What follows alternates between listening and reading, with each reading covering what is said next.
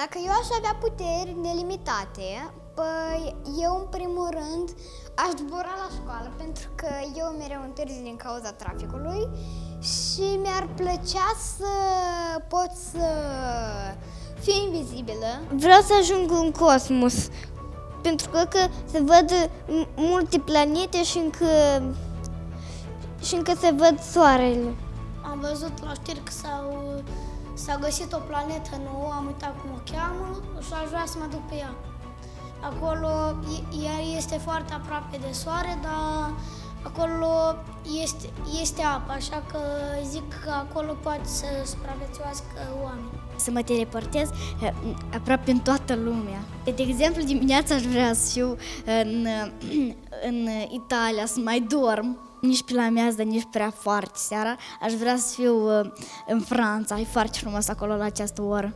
Dacă aș avea puteri nelimitate, tot aș vrea să mă teleportez și aș vrea să mă duc în Africa ca să ajut lumea de acolo, că știu că acolo este destul de săracă țară. Eu o să le aduc apă, că știu că au nevoie, mâncare, haine, poate și chiar bani.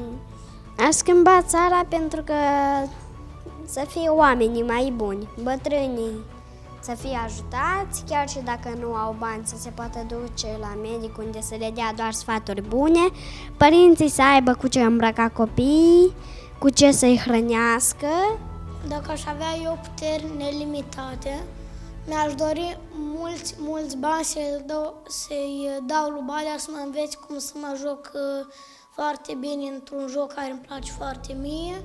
Cu puterile mele aș deschide o școală pentru copiii care sunt nevoiași, care nu au bani să plătească pentru o școală privată și le-aș achiziționa toate rechizitele de care au nevoie.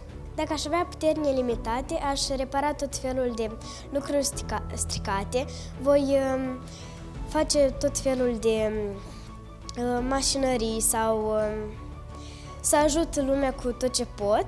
Dacă aș face ceva super, păi aș face să trăim toți bine, cu un aer curat, să fim toți prietenoși, să nu fim răutăcioși, să nu fie multe conflicte.